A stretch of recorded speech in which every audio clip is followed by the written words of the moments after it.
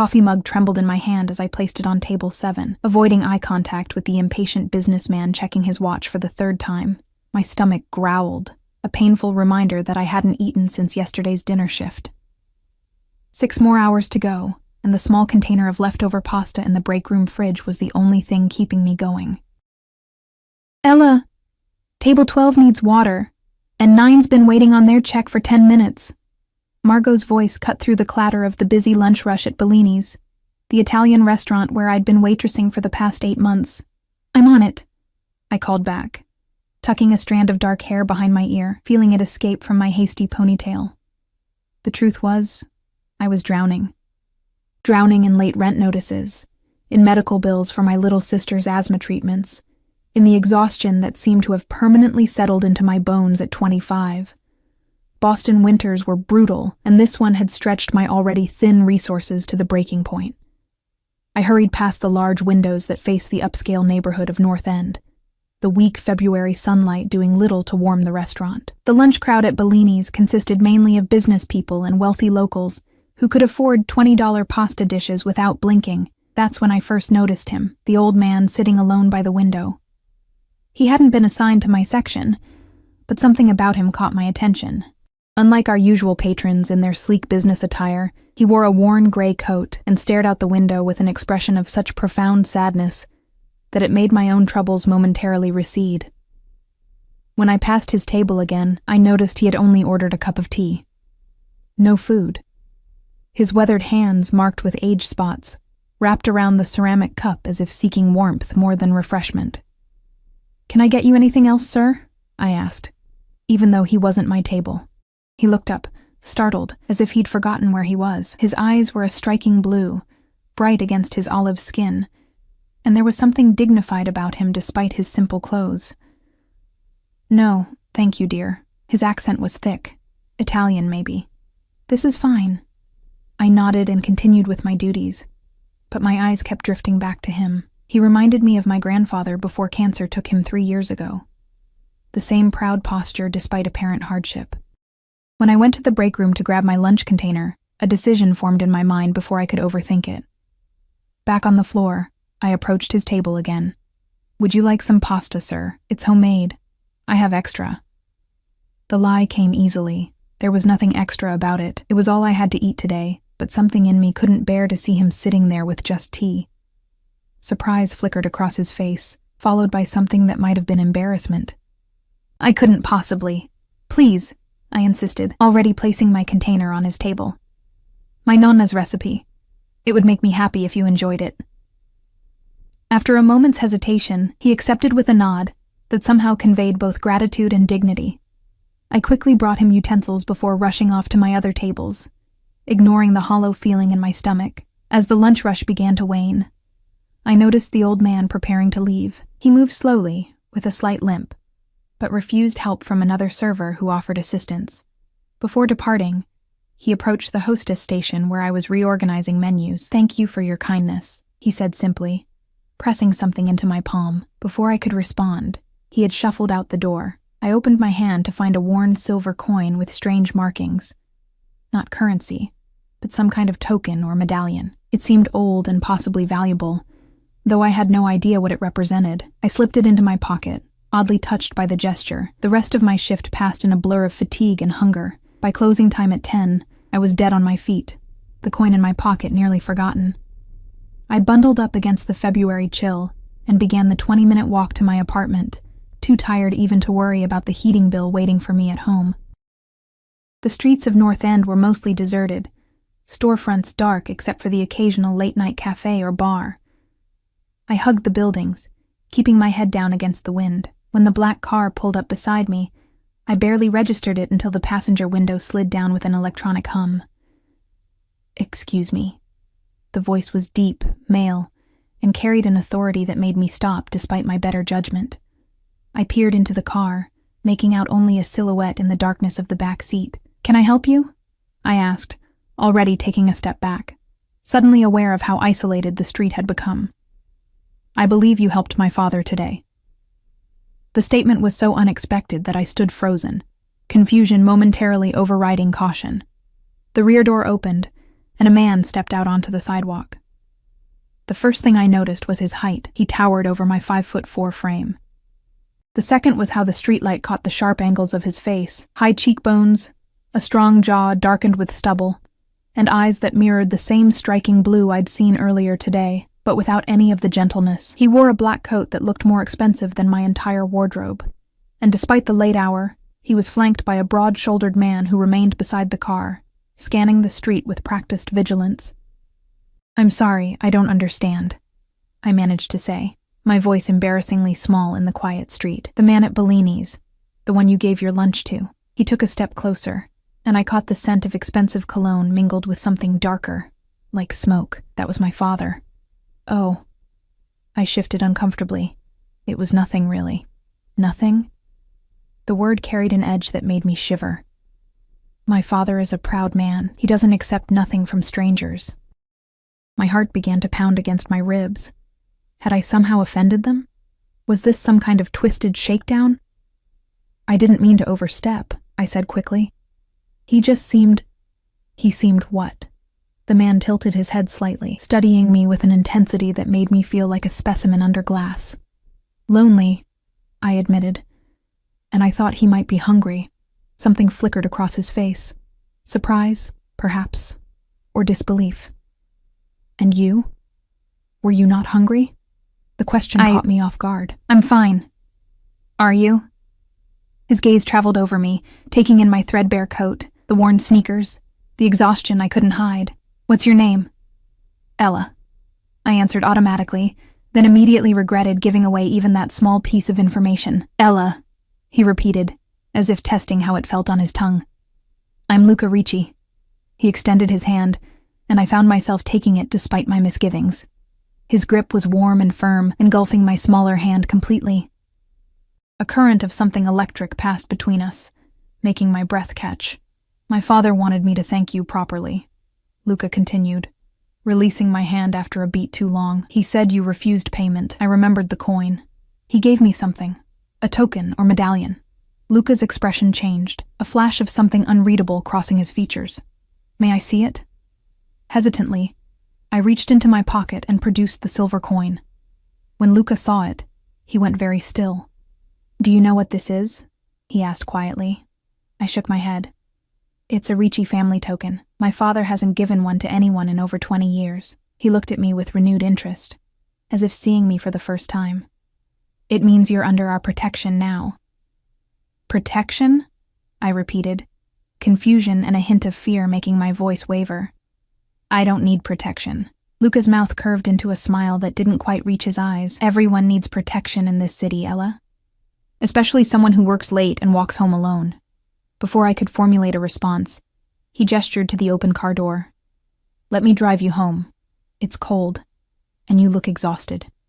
Every warning bell in my head was ringing, but the fatigue weighing on my limbs and the biting cold made the sleek, warm car look impossibly tempting. Still, I hesitated. "I don't know you," I said, clutching my bag closer. "But my father knows you," Luca countered smoothly. "And in my world, that counts for everything." Something in his tone suggested this wasn't really a request, despite its polite phrasing. The silent man by the car shifted slightly, a subtle reminder of Luca's authority. "Just a ride home," Luca added, his voice softening fractionally, "to express my gratitude." Making what was possibly the worst or best decision of my life, I stepped toward the car. Luca's hand came to rest on the small of my back as he guided me inside. His touch feather-light yet somehow possessive. The interior was luxurious, soft leather seats and warmth that enveloped me immediately. Luca slid in beside me, his large frame making the spacious back seat suddenly feel intimate. "Address?" he asked as the driver started the engine. I gave it reluctantly, hyper-aware of his proximity and the subtle scent of his cologne. We drove in silence for a few minutes, the gentle hum of the car making my eyelids heavy despite my nervousness. "You work hard," Luca remarked. Not a question, but an observation. "2 jobs," I replied automatically. "Bellini's during the day and bartending at the Alibi on weekends." "To support yourself?" "And my sister," I found myself admitting. "She's 17, still in high school." "Parents?" gone. The single word carried all the explanation I was willing to give a stranger. Luca nodded, as if my sparse answers had confirmed something for him. When we pulled up to my rundown apartment building, embarrassment flushed through me. The contrast between his world and mine couldn't have been more stark. "Thank you for the ride," I said quickly, eager to escape the confines of the car and the intensity of his gaze. "Ella." His voice stopped me as I reached for the door handle. He pulled out a business card and pressed it into my palm, much as his father had done with the coin. "If you need anything at all, call this number." The card was heavy, cream-colored stock with just a phone number embossed in black. No name, no title. Why would you help me? I couldn't stop the question from tumbling out. Luca's eyes met mine, and something hungry flickered in their blue depths. "Let's just say I take care of what belongs to me." A chill ran down my spine at his words. "I don't belong to anyone." His smile was slow, predatory. "You accepted my father's token. In our world, that means something." Before I could process the implications of that statement, he leaned closer, his breath warm against my ear. "Sleep well, Ella. I'll be seeing you again soon." I scrambled out of the car, clutching my bag and the mysterious card, watching as the black vehicle pulled smoothly away from the curb. Only when it disappeared around the corner did I release the breath I'd been holding. Inside my cold apartment, I leaned against the door, trying to make sense of the encounter. The silver token felt heavy in my pocket, and Luca's parting words echoed in my mind. "I'll be seeing you again soon." I had no idea who Luca Ricci really was, but something told me my simple act of kindness had just entangled me in something far bigger and more dangerous than I could imagine. And the most terrifying part? A small, traitorous part of me was already looking forward to seeing those piercing blue eyes again. Sleep came fitfully that night, my dreams haunted by piercing blue eyes and cryptic warnings. I woke before my alarm, the silver coin still clutched in my palm, the edges having left imprints on my skin. Morning light filtered weakly through my thin curtains, illuminating the modest studio apartment I shared with my sister Mia. She was still asleep on the pull-out sofa, her dark hair spilling across the pillow, her breathing slightly labored from the cold aggravating her asthma. We couldn't afford to keep the heat running through the night, not with the electric bill already overdue. I slipped out of bed, careful not to wake her, and headed to our tiny bathroom. The mirror reflected a face I barely recognized some days. Dark circles under hazel eyes, cheekbones too prominent from too many skipped meals. I splashed cold water on my face, trying to wash away the lingering unease from last night's encounter. "Who are you, Luca Ricci?" I whispered to my reflection, remembering his words, his proximity in the car, the way his eyes had claimed me before he even touched me. The business card sat on my nightstand, its elegant simplicity somehow threatening in the harsh morning light.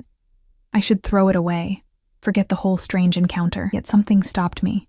I tucked it into my wallet instead, next to the meager collection of bills that would barely cover this week's groceries. "Ella," Mia's sleepy voice called from the main room. "You're up early." I emerged from the bathroom with a forced smile. "Just couldn't sleep. How are you feeling?" "Fine," she said, the slight wheeze in her breath betraying her. "Are you working both jobs today?" "Just Bellini's," I replied, moving to the kitchenette to start coffee. "But I picked up an extra shift tomorrow." Mia frowned, pushing herself up on the sofa bed. "You're working too much," says the straight-A student who's getting into Boston University with a scholarship, I countered, tossing a granola bar her way. "Someone has to keep you in those fancy textbooks." She caught the bar, but didn't open it. "I got another letter from the financial aid office yesterday. Even with the scholarship, there's still a gap." My stomach twisted. We'd been through this before. The scholarship was impressive but partial. And even with loans, we were looking at thousands in out-of-pocket expenses. Money we simply didn't have.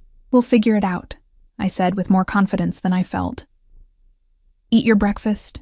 You'll be late for school." As Mia shuffled to the bathroom, I leaned against the counter, the familiar weight of responsibility pressing down on me. 4 years ago, when our mother succumbed to the same heart condition that had taken our father years earlier, I dropped out of community college to keep us afloat. Everything since then had been about survival and making sure Mia had the chances I'd lost. My phone buzzed with a text from an unknown number. "Good morning, Ella. I hope you slept well. A package will arrive for you at Bellini's today. Luca." I nearly dropped the phone, my heart racing. How had he gotten my number? I hadn't given it to him. The invasion of privacy sent a chill down my spine, yet mingled with it was an inexplicable thrill that he'd thought of me this morning. I didn't respond, unsure what to say, or if I should encourage whatever this was. Instead, I focused on getting Mia out the door with her inhaler and lunch money, then prepared for my own day with a gnawing anxiety about what awaited me at work. Bellini's was quieter than usual for a weekday lunch, the February weather keeping many potential customers at home. I moved mechanically through my tasks, jumping at every opening door, expecting Luca or his father to appear. By mid-afternoon, nothing had happened, and I began to think the text had been some kind of strange joke. Then Margot approached me, curiosity evident in her expression. "There's a delivery for you at the front." At the hostess station stood a courier in a crisp uniform, holding a large white box tied with a simple black ribbon. "Ella Blackwood?" he asked, consulting his clipboard. "That's me," I confirmed, bewildered. "Sign here, please." After I scribbled my signature, he handed me the box with a polite nod and departed. The other servers gathered, watching with undisguised interest as I set the box on the counter. "Secret admirer?" Margot teased. "No idea," I murmured, tugging at the ribbon with trembling fingers. Inside, nestled in tissue paper, lay a coat, a beautiful caramel-colored wool coat that looked impossibly expensive. Beneath it was a pair of leather gloves lined with soft cashmere and a cream-colored scarf. A small card rested atop these treasures. No one under my protection should walk home cold. Heat rushed to my face, part embarrassment, part indignation, part something else I didn't want to name. "Wow," breathed Margot, reaching out to touch the coat sleeve. "This is Max Mara. That's like $2,000, easy." $2,000? I echoed incredulously. "For a coat?" "Who sent it?" another server asked, peering at the card I quickly tucked away. "Just someone I met," I said vaguely. "There's been a mistake. I can't accept this." But even as I said it, I remembered the heating bill waiting at home, Mia's wheezing this morning, the financial aid letter. The coat represented more money than I made in a month. If I returned it, no. I shut down that calculating part of my brain immediately. Whatever Luca Ricci's game was, I wanted no part of it. Gifts like this came with strings, expectations. I'd learned that lesson the hard way before. I closed the box and stashed it in the break room, trying to focus on my remaining tables. But my mind kept drifting to the coat, to Luca's text, to the silver token that seemed to have upended my carefully constructed, if precarious life in less than 24 hours. At the end of my shift, I changed out of my uniform and reluctantly retrieved the box. Whatever I decided to do with its contents, leaving it at the restaurant wasn't an option. The temperature had dropped further, and my thin jacket provided little protection against the biting wind as I stepped outside. The black car was waiting at the curb. My steps faltered as the back door opened, and Luca emerged, looking even more imposing than I remembered. Today he wore a charcoal suit under his open coat, the tailored lines emphasizing his broad shoulders and lean frame. The same silent bodyguard hovered nearby, his presence a reminder of who I was dealing with. "You didn't respond to my message," Luca said by way of greeting. His eyes dropped to the box in my arms, then back to my face, assessing. "How did you get my number?" I countered, keeping my distance. A slight smile played at the corners of his mouth. "I have resources." "That's not an answer. It's the only one you're getting for now." He nodded toward the box. "You haven't tried it on." "I'm returning it," I said firmly, extending the box toward him. "I appreciate the gesture, but I can't accept gifts like this from someone I barely know." Luca made no move to take the box. "You gave your lunch to a stranger yesterday with no expectation of return. Why is it so difficult to accept something given in the same spirit?" "Because that was a $7 container of pasta, not a $2,000 coat." The words burst out louder than I intended, drawing glances from passers-by. Luca stepped closer, his voice dropping to a register that seemed to vibrate through me. "The value is relative, Ella. To you, that lunch might have been everything you had. To me, this, he gestured to the box, is nothing. The casual dismissal of an amount that could change my and Mia's circumstances stung more than it should have. Then it should be easy to take it back, I insisted, still holding out the box. He studied me, head tilted slightly. You're not what I expected. What did you expect? Someone who would be easier to impress. There was a note of genuine curiosity in his voice. Someone who would ask for more, not less. Then you've clearly been dealing with the wrong kind of people, I replied, a spark of defiance cutting through my unease. Luca's laugh was unexpected, a rich, warm sound that transformed his severe features into something dangerously attractive. Clearly. He sobered, his expression turning serious. The coat stays with you. Consider it repayment for my father's debt. Your father doesn't owe me anything. In our world, a debt of honor is sacred. He stepped forward, gently pushing the box back toward me. You showed kindness to Arichi. We repay our debts, Ella. Always. Something in his tone suggested refusing again would be futile. I lowered the box, still unsure. At least let me drive you home, he offered, gesturing to the waiting car. It's colder today. I hesitated, weighing my options. The walk home was long, and my thin jacket offered little protection against the February chill. Plus I was curious, about him, about his father, about the token that apparently meant so much. All right, I conceded. But just a ride. His satisfied smile suggested he'd known I would agree all along. Inside the car, the familiar scent of leather and his cologne enveloped me. I set the box between us, a flimsy barrier that did little to diminish his overwhelming presence. Your father, I began after we pulled away from the curb. Is he well? Luca's expression softened fractionally. He is, though he tires easily these days. He mentioned your kindness several times last night. Why was he alone at Bellini's? I asked. If he's important to you, shouldn't someone have been with him? A shadow passed over Luca's face. My father is stubborn. He slipped away from his caretaker yesterday. Not the first time. He used to run our family business before his health declined. He glanced at me. He was diagnosed with early-stage Alzheimer's last year. The revelation surprised me. Not just the information itself, but that Luca would share something so personal. I'm sorry, I said softly. Don't be. He has good days and bad days. Yesterday was complicated. The anniversary of my mother's passing, he added after a pause, his gaze fixed on the passing cityscape. He was visiting her favorite restaurant. The unexpected vulnerability in his admission made my chest tighten. I thought of my own parents, of the emptiness their absence had left behind. I understand, I said simply. My mother died 4 years ago. Some days I still expect to hear her voice when I walk through the door. Luca turned to me, his blue eyes searching mine as if looking for the truth in my words. Whatever he found seemed to satisfy him. He nodded once, then changed the subject. You mentioned a sister yesterday. Mia, I confirmed. She's 17. Finishing high school this year.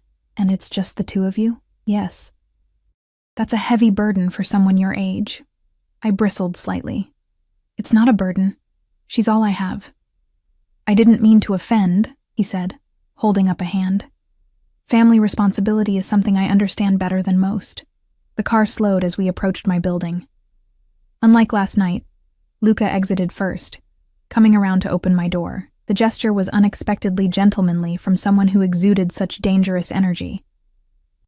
Will you try on the coat? He asked as I stepped out, still clutching the box. Why is it so important to you? Because you need it, he replied simply, and because I want to see you in it. There was no mistaking the hunger that darkened his eyes as he spoke. It sent a flurry of butterflies through my stomach, a sensation I hadn't experienced in years. Against my better judgment, I set the box on the hood of the car and withdrew the caramel coat. It was even more beautiful in the fading daylight, the wool soft against my fingertips. I slipped it on, immediately enveloped in its warmth and subtle scent of luxury. Luca's intake of breath was audible. He circled me slowly, his gaze appreciative but somehow proprietary, as if confirming what he already knew, that I would look exactly as he had imagined in his gift. Perfect, he murmured, stopping before me. He reached out, adjusting the collar gently, his knuckles brushing against my neck. The contact, brief as it was, sent electricity coursing through me. "Thank you," I whispered, suddenly breathless. "But I still don't understand what you want from me." Luca's hands lingered at my collar, his proximity overwhelming my senses. "Dinner," he said, "tomorrow night. Let me thank you properly for what you did for my father." Warning bells clanged in my head, but they seemed distant compared to the thundering of my heart. "I'm working tomorrow. The alibi, remember? What time do you finish?" 11. "I'll pick you up." It wasn't a question. I should have refused, should have stepped back, returned the coat, walked away from whatever dangerous game this was. Instead, I heard myself say, "Okay." His smile was triumphant, though he tried to hide it. "Until tomorrow, then." I nodded, unable to form words as he leaned in, his lips brushing my cheek in a barely there kiss that nevertheless branded me more effectively than any possessive touch could have. As I watched the black car pull away, I stood on the sidewalk wrapped in a coat worth more than 2 months' rent, touching my fingers to the spot his lips had grazed, wondering what I'd just agreed to.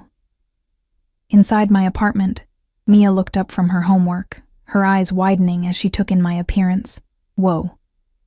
Where did you get that?" "It was a gift," I said vaguely, slipping it off and carefully laying it across our small kitchen counter. "From who? It looks expensive." "Just someone I met."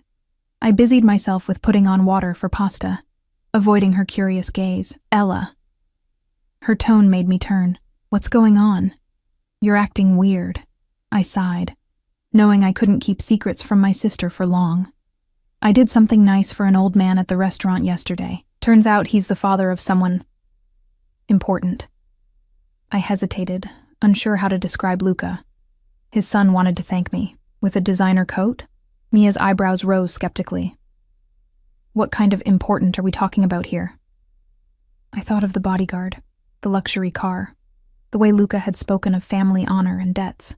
The pieces began to fit together in a way that made my stomach clench.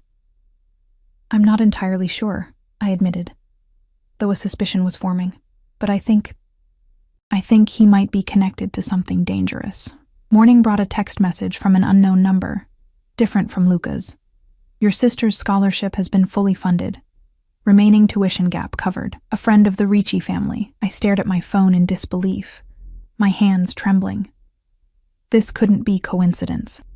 I hadn't mentioned the scholarship issues to Luca, which meant he'd been investigating us, digging into our personal lives. The invasion of privacy made me feel exposed, vulnerable.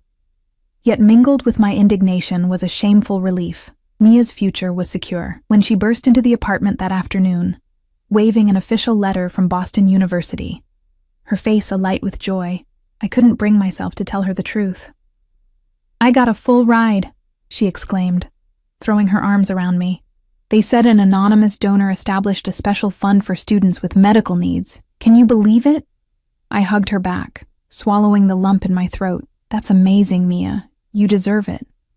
"Now you can cut back on your hours," she said, pulling away to look at me earnestly. "Maybe even take some classes yourself." "Let's not get ahead of ourselves," I replied with a forced smile. "But this calls for celebration. How about pizza tonight?" As Mia chattered excitedly about dorm options and course selections, my mind raced. Whatever game Luca was playing, he'd just raised the stakes exponentially. The coat was one thing. This was something else entirely, something that bound me to him with invisible strings made of gratitude and obligation. I arrived at the alibi just before my 5 p.m. shift, still wrestling with conflicting emotions. The bar was already filling with the after-work crowd, the familiar din of conversation and clinking glasses a welcome distraction from my thoughts. "You look like you could use a drink yourself," observed Ray, the grizzled bartender who'd taken me under his wing when I started 6 months ago. "Everything okay?" "Just tired," I lied, tying on my apron. "Busy week." He gave me a skeptical look but didn't push. That was what I liked about Ray. He knew when to back off. The evening passed in a blur of drink orders, flirtatious customers, and the methodical rhythm of mixology that usually calmed my nerves. Tonight, however, I found myself glancing at the door every few minutes, anticipating Luca's arrival with a mixture of dread and shameful excitement. At 10:30, as the crowd thinned slightly, the atmosphere in the bar shifted. It was subtle, a momentary hush, a collective tension that rippled through the room. I looked up from the gin and tonic I was preparing to see Luca entering, flanked by two men who were clearly security despite their expensive suits. Unlike the businessmen who frequented the alibi, Luca didn't try to blend in. He commanded attention without seeking it, his presence magnetic. He wore dark jeans and a black button-down shirt under a tailored gray blazer, more casual than I'd seen him before, but no less intimidating. His eyes found me immediately, as if he'd mapped my exact location before entering. A slight smile curved his lips as he made his way to the bar, ignoring the curious glances from other patrons. "Whiskey, neat," he told Ray, though his gaze remained on me. "And whatever she recommends." Ray glanced between us, his eyebrows raised. "Friend of yours, Ella? We're acquainted," I managed, continuing to prepare my customer's drink with hands that were suddenly unsteady. "I'll have what he's having," I told Ray, needing the liquid courage. Luca took a seat at the bar, his security detail positioning themselves discreetly nearby. "You look beautiful tonight," he said, his voice low enough that only I could hear. I was wearing nothing special, just black jeans and a deep green blouse that brought out the flecks of green in my hazel eyes, yet the way he looked at me made me feel like I was draped in silk and diamonds. "I need to talk to you," I said quietly, sliding the gin and tonic to my waiting customer before returning to him. "About my sister's scholarship." His expression revealed nothing. "We'll discuss it over dinner." "Was it you?" I pressed, leaning closer across the bar. "Did you arrange that?" "As I said, we'll discuss it later." His tone was gentle but firm. "When do you finish?" 30 minutes. He nodded, sipping his whiskey. "I'll wait." True to his word, Luca remained at the bar as I completed my shift, nursing his single drink, occasionally checking his phone, but mostly watching me work with an intensity that made my skin tingle. Ray shot me questioning looks, but I avoided his gaze, focusing on closing out my register and handing over to the night bartender. In the back room, I changed out of my work shirt, pulled on the caramel coat that I'd brought despite my misgivings, and stared at my reflection in the small, spotted mirror. What was I doing? Going to dinner with a man who was almost certainly involved in organized crime, who had meddled in my personal affairs without permission, who looked at me like I was already his. Yet I couldn't deny the magnetic pull he exerted on me. Beyond his obvious physical appeal, there was something about Luca Ricci that called to the most primitive part of me, the part that recognized power and was drawn to its shelter after years of struggling alone. When I emerged, Luca was waiting by the door, his eyes appreciative as they took in my appearance in the coat he'd given me. "Ready?" he asked, offering his arm. I nodded, suddenly nervous. "Where are we going?" "Somewhere quiet, where we can talk properly." He guided me outside to the waiting car, his hand at the small of my back possessive yet gentle. The restaurant was in the South End, a discreet establishment with no name on the door, just a small brass plaque with the number 23. Inside, the lighting was dim, the decor understated but elegant. The maitre d' greeted Luca by name, leading us immediately to a secluded corner booth without checking any reservation. "Mr. Ricci, your usual table," he murmured, pulling out my chair. "Antonio will be your server tonight." After we were seated and left with menus, I looked around, noting that despite the late hour, several tables were occupied by serious-looking men in expensive suits. No one spoke loudly. Conversations were conducted in hushed tones, creating an atmosphere of exclusivity and secrets. "This place isn't in any guidebook," I observed. Luca's lips quirked. "It caters to a selective clientele." "People like you," I said, emboldened by the whiskey I'd consumed earlier. "People who can make scholarship money appear out of nowhere." He set down his menu, his blue eyes steady on mine. "Is that accusation or gratitude I hear in your voice?" "Both," I admitted. "What you did for Mia, it's life-changing. But you had no right to investigate our personal struggles without my knowledge. When you accepted my father's token, you became my responsibility," Luca replied, as if this explained everything. "That extends to your sister. I didn't ask for your protection or your charity." Yet you needed both. His gaze softened fractionally. You've been carrying your burden alone for too long, Ella. There's no shame in accepting help when it's offered freely. Is it really free, though? I challenged. What do you expect in return? The waiter appeared before Luca could answer, pouring wine without being asked. Luca ordered for both of us in fluent Italian, a consultation I might have resented if I hadn't been so distracted by the elegant way the language flowed from his lips. When we were alone again, Luca leaned forward, his expression serious. I don't expect anything you're not willing to give. My interest in you is genuine, not transactional. Why me? The question had been burning inside me since our first meeting. You could have anyone. Because you gave your lunch to my father without knowing who he was, he answered simply. Because when I offered you an expensive coat, your first instinct was to return it rather than ask for more, because you've sacrificed everything for your sister without resentment or complaint. His voice dropped lower, and because from the moment I saw you, something in me recognized something in you. The raw honesty in his words stole my breath. I don't understand. Neither do I, entirely. He reached across the table, his fingers brushing mine, but I'd like to explore it, if you're willing. The contact sent warmth spiraling through me. Before I could respond, a shadow fell across our table. I looked up to see an elegantly dressed man in his 50s, his silver hair swept back from a face that might once have been handsome, before hard living carved deep lines into it. Luca, the man said, his voice carrying a hint of the same Italian accent I'd heard in his father's speech. What a pleasant surprise. Luca's expression cooled noticeably, though he rose and shook the man's hand. Victor, I wasn't aware you frequented this establishment. New development, Victor replied, his gaze shifting to me with undisguised interest. Won't you introduce me to your lovely companion? I felt Luca stiffen beside me, a barely perceptible change that nevertheless radiated tension. Ella, this is Victor Calabrese, an associate. Victor, Ella Blackwood. Enchanted, Victor said, taking my hand before I could offer it, pressing his lips to my knuckles in an old-fashioned gesture that made my skin crawl. Luca has been keeping you a well-guarded secret.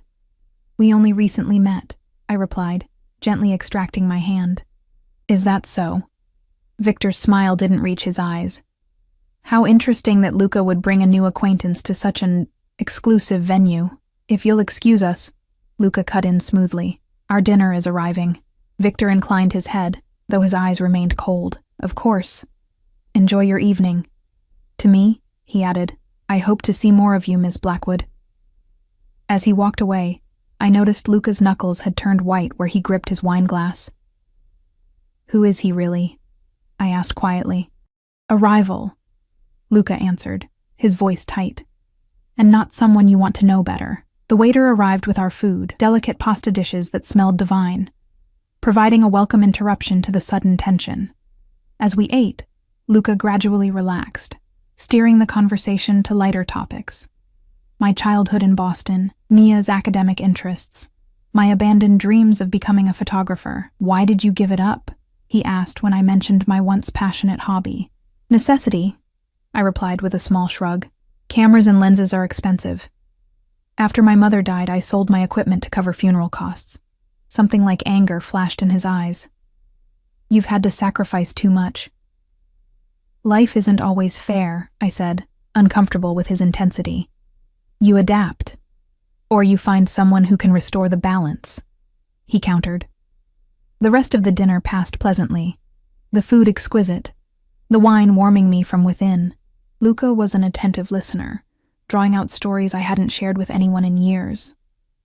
By the time dessert arrived, a delicate tiramisu we shared between us, I found myself reluctant for the evening to end. In the car afterward, Luca sat closer than before, his thigh pressing against mine in the spacious back seat. I'd like to see you again, he said, his voice husky in the intimate darkness. I'd like that too, I admitted, surprising myself with my honesty. He smiled, satisfaction evident in his expression. Tomorrow I want to introduce you properly to my father. He's been asking about you. The request seemed significant, though I couldn't pinpoint why. All right. As the car pulled up to my building, Luca walked me to the door, his hand entwined with mine. In the dim hallway, he paused, turning me gently to face him. "Ella," he murmured, one hand coming up to cup my cheek. "May I kiss you?" The question, so formally asked, made my heart race. I nodded, unable to find my voice. Luca leaned in slowly, giving me time to change my mind. When his lips met mine, the kiss was achingly gentle at first, a question rather than a demand. Then, as I responded, it deepened into something hungry and possessive that made my knees weak. His arms encircled me, pulling me against the hard plane of his chest as he explored my mouth with a thoroughness that left me gasping. When we finally broke apart, his eyes had darkened to midnight blue, his breathing as unsteady as mine. "I'll pick you up at noon tomorrow," he said, his voice rough. I nodded, still dazed from the kiss. As I watched him walk away, I touched my fingers to my tingling lips, realizing with a mixture of excitement and trepidation that I was falling for a man who might be as dangerous as he was irresistible. The next day dawned bright but frigid, sunlight glinting off fresh snow that had fallen overnight. I woke early, my thoughts immediately turning to Luca and the kiss we'd shared, the memory of his lips on mine. The way his arms had enveloped me sent a flush of warmth through my body that had nothing to do with the extra blanket I'd piled on my bed. Mia was already up, hunched over her laptop at our tiny kitchen table, a mug of coffee steaming beside her. She looked up when I emerged from the bathroom, her expression curious. "So, are you going to tell me about this mystery man who's got you coming home late and smiling in your sleep?" she asked, closing her laptop. "And does he have anything to do with this?" She held up a small package that must have been delivered while I was in the shower. "What is that?" I asked, reaching for it. "No idea. It was outside our door this morning." The box was small, wrapped in simple black paper with no card or note. Inside, nestled in velvet, was a delicate silver pendant, a small camera crafted with exquisite detail, hanging from a fine chain. "Oh," I breathed, lifting it carefully. "Secret admirer?" Mia pressed, leaning forward to examine the necklace. "That looks expensive." I hesitated, unsure how much to share. Mia was smart and perceptive. She'd know if I was hiding something significant. "His name is Luca," I finally admitted. "I met him through work, sort of. He's different." "Different how?" "Intense, confident, used to getting what he wants." I fingered the silver camera pendant, understanding its meaning immediately. Luca had been listening when I mentioned my abandoned passion for photography. "Sounds intriguing," Mia said, her eyes sparkling with interest. "When do I get to meet him?" "It's still very new," I hedged. "Actually, I'm meeting his father today." Mia's eyebrows shot up. "His father? That's moving fast." "It's complicated." I clasped the necklace around my throat, the pendant resting just below my collarbone. "Luca feels he owes me something because I was kind to his father." "And what does Luca do exactly?" Mia asked, her tone suddenly wary. I busied myself making coffee, avoiding her gaze. "He's in family business." "What kind of family business?" "I'm not entirely sure," I admitted, which was technically true. I had suspicions, but no confirmation of exactly what the Ricci family was involved in. "I'm still getting to know him." Mia studied me for a long moment. "Just be careful, okay? You're always taking care of everyone else. Make sure whoever this guy is, he's taking care of you too." Her concern touched me. "I promise I'll be careful." At noon, a text from Luca informed me he was waiting downstairs. I'd dressed carefully in dark jeans, a cream sweater, and the caramel coat, the silver camera pendant visible at my neckline.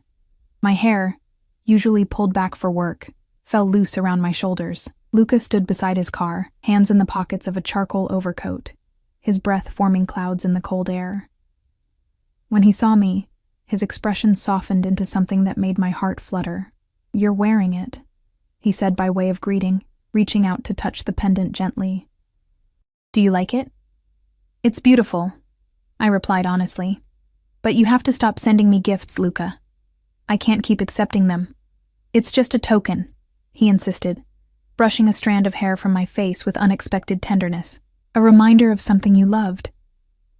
His fingers lingered against my cheek. "Thank you for agreeing to meet my father properly." The drive took us to Beacon Hill, where historic brownstones lined streets that had been meticulously cleared of snow. We stopped before one of the most elegant buildings, where a doorman immediately hurried to open Luca's door. "Mr. Ricci," he greeted with deferential politeness. "Your father is expecting you." The interior of the brownstone was a study in old-world luxury, gleaming hardwood floors, antique furniture, and artwork that looked museum quality. A housekeeper directed us to a sunlit sitting room at the rear of the house, where the old man I'd met at Bellini's sat in a leather armchair, a book open on his lap. He looked up as we entered, his face lighting with recognition. "Ah, the angel with the pasta," he exclaimed, setting his book aside and attempting to rise. "Please don't get up," I said quickly, crossing the room to him. "Papa, this is Ella Blackwood," Luca said, following me. "Ella, my father, Antonio Ricci." "A pleasure to meet you properly, Mr. Ricci," I said, taking the hand he extended. "Antonio, please." His grip was surprisingly strong despite his apparent frailty. Sit. Tell me how my son is treating you." I perched on the sofa adjacent to his chair, Luca settling beside me, his thigh pressing warmly against mine. "He's been very kind," I replied diplomatically. Antonio's bright blue eyes, so like his son's, twinkled with amusement. "Kind? Bah, my son is many things, but kind is not the word most would use." He turned to Luca. "You didn't tell me she was so beautiful." "I didn't have to," Luca replied with a small smile. "You saw for yourself." A young woman entered with a tray of coffee and pastries, setting it on the table between us before departing silently. Antonio insisted on serving me himself, his hands steady as he poured rich, dark coffee into delicate cups. "My Luca tells me you have no family except a sister," Antonio said, handing me a cup. "That's right," I confirmed. "Our parents passed away several years ago." He nodded solemnly. "Family is everything. Without family, a person has no roots, no foundation." His gaze grew distant. "I lost my Maria, Luca's mother, 12 years ago. Not a day passes that I don't miss her." "I'm sorry for your loss," I said softly. "She would have liked you," Antonio continued, focusing on me again. "She always said Luca needed someone with fire in her soul. Too many women see only what he can give them, not who he is." I felt Luca tense slightly beside me. "Papa," he warned quietly. Antonio waved a dismissive hand. "You are too protective, figlio mio. Ella is not a child to be shielded from truths. To me," he added, "my son carries heavy responsibilities. He needs a partner who understands the weight he bears, not just someone to warm his bed." "Papa, enough," Luca said more firmly. I touched his arm gently. "It's okay." To Antonio I said, "I appreciate your candor, but Luca and I are still getting to know each other. It's too early to talk about partnerships." Antonio studied me for a long moment, then nodded, apparently satisfied. "Wise girl. But remember what I said about the token I gave you. In our family, such things are not given lightly." The rest of the visit passed pleasantly, with Antonio sharing stories of Luca's childhood, much to his son's evident discomfort, and asking thoughtful questions about my own life and Mia's studies. Throughout, I noticed the respectful way the household staff treated the elder Ricci, despite his occasional confusion when names or dates escaped him. As we were preparing to leave, Antonio took my hands in his. "You must come for Sunday dinner," he insisted. "The whole family will be here. I want them to meet the girl who has caught my son's attention." The invitation felt significant, judging by the way Luca's expression tightened. "That's very kind, but we would be honored," Luca interrupted smoothly. "If Ella is free, of course." Put on the spot, I nodded. "Thank you. I'd love to come." Antonio beamed, patting my cheek affectionately. Good. And bring your sister. Any family of yours is welcome in my home." In the car afterward, I turned to Luca.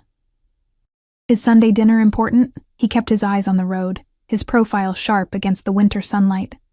"My father doesn't invite outsiders to family dinner often. It's a statement." "What kind of statement?" He glanced at me briefly. "That you're important to me." The simple declaration sent warmth coursing through me. "And am I? Important to you?" Luca pulled the car over suddenly, shifting to face me fully. "Ella," he said, his voice low and intense. "From the moment I saw you, something inside me changed. I've never felt this way about anyone before." He reached out, cupping my face in his large hand. "I know this is happening quickly, but I'm not a man who hesitates when he finds something precious." His words should have frightened me, but instead, they stirred something deep and primal. "I feel it too," I admitted, leaning into his touch. "But there's still so much I don't know about you, about your family. What do you want to know?" The direct question caught me off guard. I'd expected evasion, not openness. "Your business," I said carefully. "The way people react to your name. The security that follows you everywhere." I took a breath. "Are you involved in something illegal, Luca?" His expression remained neutral, but his eyes darkened. "Would it matter if I was?" "I think it might," I replied honestly, "depending on what it is." Luca was silent for a long moment, his thumb tracing gentle circles on my cheek. "My family has interests in many businesses, restaurants, shipping, real estate. Some of these operations exist in gray areas of the law." His gaze never wavered from mine. "I won't insult your intelligence by pretending we're nothing more than legitimate businessmen, but neither are we the monsters that movies would have you believe." "You're admitting you're connected to the Mafia," I said, needing to hear it plainly. "I'm admitting that my family operates according to its own code, and that code sometimes conflicts with conventional law." His hand dropped from my face. "If that changes how you see me, I understand." I should have been terrified, should have asked him to take me home immediately, cut all ties, and pretend we'd never met. Instead, I found myself studying the complex man before me, the same man who'd arranged me as scholarship, who'd remembered my lost passion for photography, who looked at me like I was the answer to a question he'd been asking his whole life. "I don't know what this makes me," I said slowly, "but it doesn't change how I feel when I'm with you." Relief flickered across his features. "I promise you, Ella, you will always be safe with me. No harm will ever come to you or your sister while you're under my protection." "I'm not used to being protected," I admitted. "I've been the protector for so long." "Then let someone else carry that burden for a while." He leaned forward, his lips brushing mine gently. "Let me." The kiss deepened, his arms pulling me closer across the console between us. Unlike last night's carefully controlled embrace, this was hungry, almost desperate, as if he needed to convince himself that I was real, that I hadn't rejected him despite knowing the truth. When we finally broke apart, both breathless, he rested his forehead against mine. "Come home with me," he murmured. "Let me show you who I really am." The invitation hung between us, weighted with meaning. I knew what I was agreeing to if I said yes, not just physically, but stepping further into his world, a world I still only dimly understood. "Yes," I whispered, making my choice. Luca's home was a penthouse apartment, in a sleek high-rise overlooking the harbor. Floor-to-ceiling windows offered panoramic views of the city and water beyond, the winter sunlight turning the snow-covered landscape into a glittering wonderland. The space was surprisingly warm, not in temperature, but in feeling. Modern furnishings in rich browns and deep blues, bookshelves filled with well-worn volumes, even a grand piano in one corner. It was the home of a man with taste and education, not the gaudy display of wealth I might have expected. "It's beautiful," I said, moving to the windows to take in the view. "It's lonely," Luca replied, coming to stand behind me, his hand settling on my waist. "Until now." I turned in his arms, facing him. "Luca, I need to know what happens next. Between us, I mean." "Oh, whatever you want to happen," he answered, his eyes serious. "I won't pressure you." "But you have expectations," I pressed.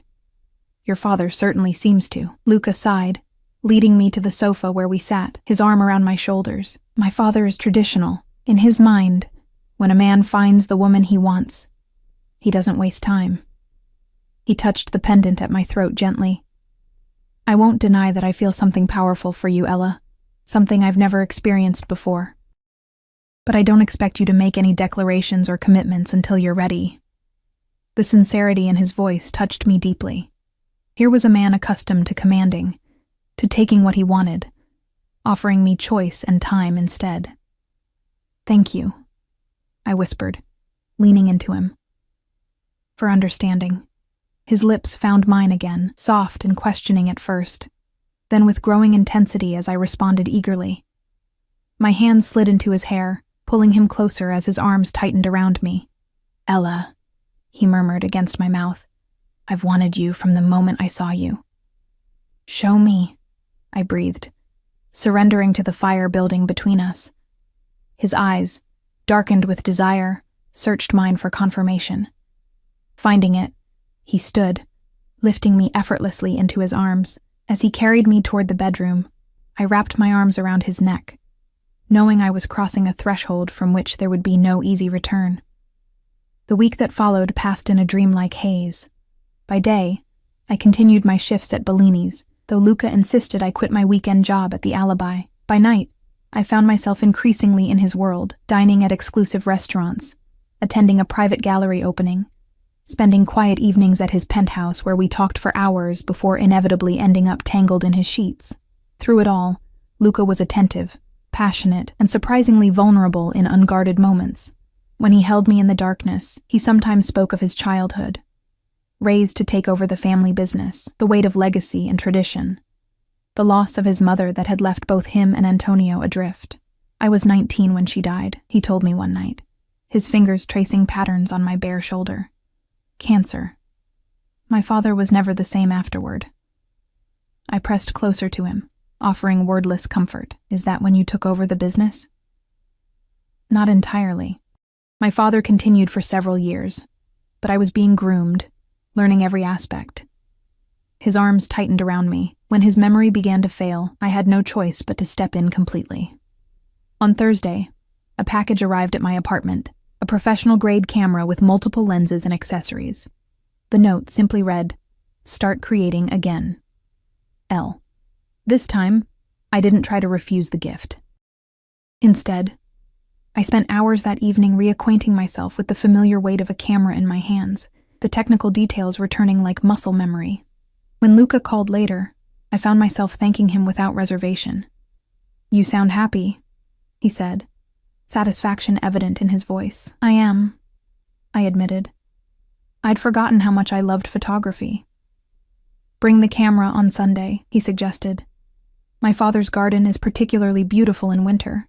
Sunday arrived with clear skies and biting cold. Mia, initially skeptical about attending dinner with a family we barely knew, had become intrigued after meeting Luca briefly when he picked me up on Friday. "He looks at you like you're the only woman in the world," she'd commented afterward. "It's kind of intense, but nice." Now, as we approached Antonio's brownstone, camera bag slung over my shoulder, I felt a flutter of nerves. "Remember," I told Mia, "his father sometimes gets confused. Just be patient with him."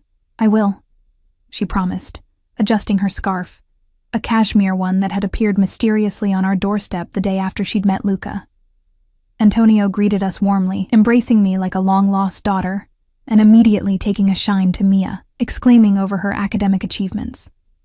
The house was filled with delicious aromas, and the sound of voices from deeper inside.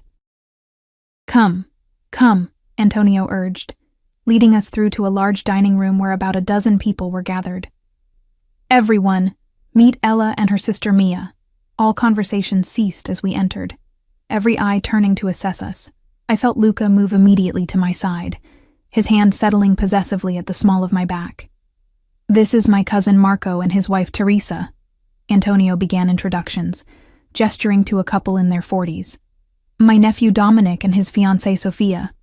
He continued around the room, a dizzying array of family members whose names blurred together. I noticed the calculating looks from the women, the appraising glances from the men. We were being evaluated, judged for worthiness. Luca's grip on my waist tightened almost imperceptibly. "And this," Antonio said finally, "is Luca's godfather, Vincent Calabresi." With a jolt, I recognized the silver-haired man from the restaurant, the one Luca had called a rival. Vincent smiled thinly, taking my hand in his cold grip. "We meet again, Miss Blackwood," he said smoothly. "What a pleasant surprise." Luca's entire body tensed beside me. Uncle Vincent, he acknowledged, his tone carefully neutral. I wasn't expecting you today. Your father insisted, Vincent replied, his gaze never leaving my face. Family occasions and all that. Dinner was a lavish affair, course after course of traditional Italian dishes, wine flowing freely, conversation that alternated between English and Italian. I noticed that despite the apparent conviviality, there were undercurrents of tension, particularly between Luca and Vincent. Several times they exchanged words in rapid Italian that sounded less than friendly. Mia, seated beside Antonio, charmed him completely with her quick wit and genuine interest in his stories. I watched them with a warmth spreading through my chest, realizing how much I'd missed seeing her interact with a grandparent figure. After dinner, as everyone moved to the sitting room for coffee, Vincent cornered me in a moment when Luca had stepped away to take a phone call. You've certainly made an impression on the Ricci men, he observed, swirling brandy in a crystal glass. First Antonio, now Luca. Quite the achievement for a waitress from the wrong side of town. I bristled at his condescension.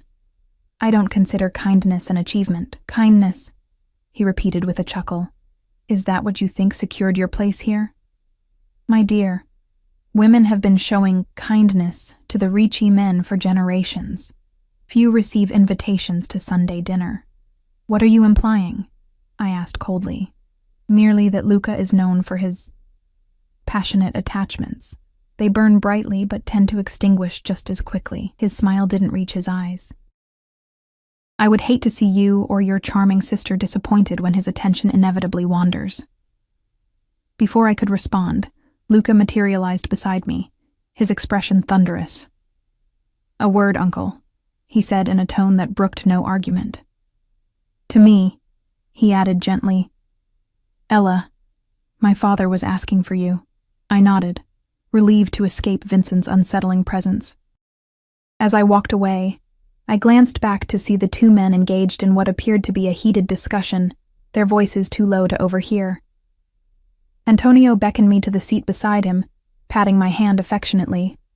Don't mind Vincent, he said, surprising me with his awareness. He and Luca have been at odds since Maria died.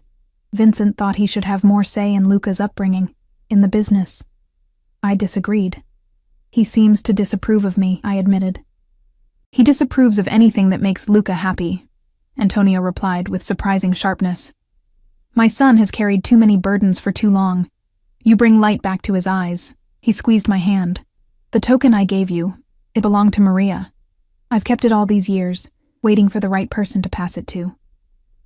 I touched the silver coin, which I now wore on a chain alongside the camera pendant. I'm honored. Honor? Antonio nodded approvingly. That is what the Ricci family values above all. Honor, loyalty, family. His blue eyes, so like Luca's, fixed on me intently. Remember that, cara mia, and you will always find your place with us. Later, as we prepared to leave, Luca pulled me aside in the hallway. I'm sorry about Vincent, he said, his jaw tight with residual anger. He overstepped. What did he say to you? I asked. Nothing worth repeating. He cupped my face in his hands. What matters is this, us. The rest is noise. His kiss was possessive, almost desperate, as if he needed to claim me in the face of whatever threat Vincent represented. When we broke apart, his eyes were dark with emotion. Stay with me tonight, he murmured against my lips. Mia can manage one night alone, he finished. Please, Ella, I need you. The raw vulnerability in his voice made my decision. After arranging for Luca's driver to take Mia home, I went with him to his penthouse, where he loved me with an intensity that left us both breathless and trembling. Afterward, as we lay entwined in the darkness, Luca traced the curve of my shoulder with gentle fingers. I love you, he said quietly, the words hanging in the stillness between us. My heart stuttered in my chest. It was too soon, too fast, and yet, I knew with sudden clarity that I felt the same. I love you too, I whispered back. Luca pulled me closer, pressing a kiss to my forehead. Then marry me. I froze, certain I'd misheard. What? He shifted, leaning up on one elbow to look down at me, his expression more serious than I'd ever seen it. Marry me, Ella. Be my wife. My partner in everything. Luca, we've known each other less than 2 weeks, I protested, though my pulse was racing. And in that time, I've become more certain of you than anything else in my life. His hand covered mine, bringing it to rest over his heart. I know who I am, what I am. I've never lied to you about that, but with you, I can be more than just the head of the Ricci family. I can be a man who loves, who dreams of a future with someone who sees him. Truly sees him. Tears pricked my eyes at the naked honesty in his voice. What about your world? Your business? The danger? You'll be protected always, you and Mia both. His grip tightened on my hand. I can't promise a normal life, Ella. But I can promise that you'll never want for anything. That you'll be cherished every day, that your sister will have every opportunity.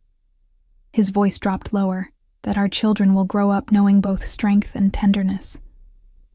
The mention of children, our children, sent a shock of longing through me so intense it took my breath away. I could see it suddenly, a future with this complicated, dangerous, loving man. A family of our own. Yes, I whispered, the word escaping before doubt could silence it. Yes, I'll marry you. Luca's face transformed with joy, years of tension falling away as he gathered me into his arms, covering my face with kisses. You've made me the happiest man alive, he murmured against my skin. I swear on my life you'll never regret this decision, as he slid a ring onto my finger. A ring he must have been carrying, hoping. I knew that whatever dangers or complications lay ahead, the path forward was with him. In finding Luca, I'd not only secured Mia's future, but discovered a love I never imagined possible. A love worth any risk.